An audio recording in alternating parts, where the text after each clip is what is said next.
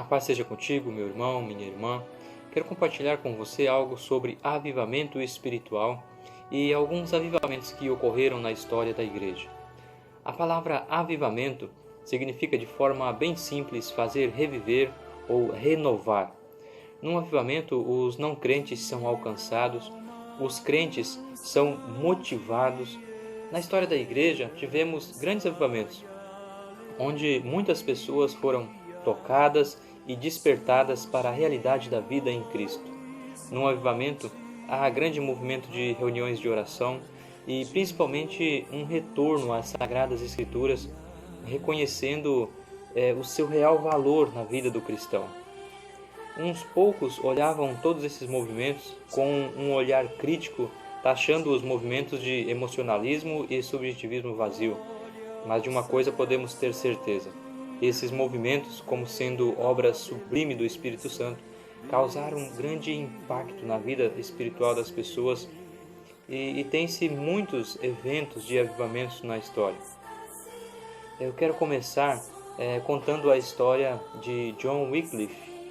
John Wycliffe nasceu no século XIV. Surge então esse grande teólogo chamado John Wycliffe, padre católico, doutor em teologia, filosofia e mestre em direito canônico, mas algo o incomodou sobre os rumos que a igreja estava tomando e começou então a denunciar publicamente os exageros do clero, como as riquezas, as propriedades, as grandes propriedades e a corrupção papal. Ele pregava o retorno à pobreza, o livre acesso dos fiéis a Deus mediante as Escrituras, denunciou o comércio de indulgências, desacreditou o culto aos santos mediante os ensinamentos bíblicos, desafiou o clero até o fim de sua vida.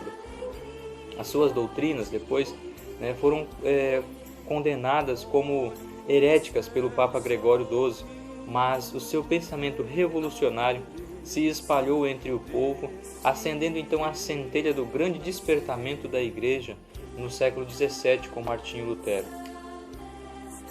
Wycliffe faleceu na Inglaterra no dia 31 de dezembro de 1386.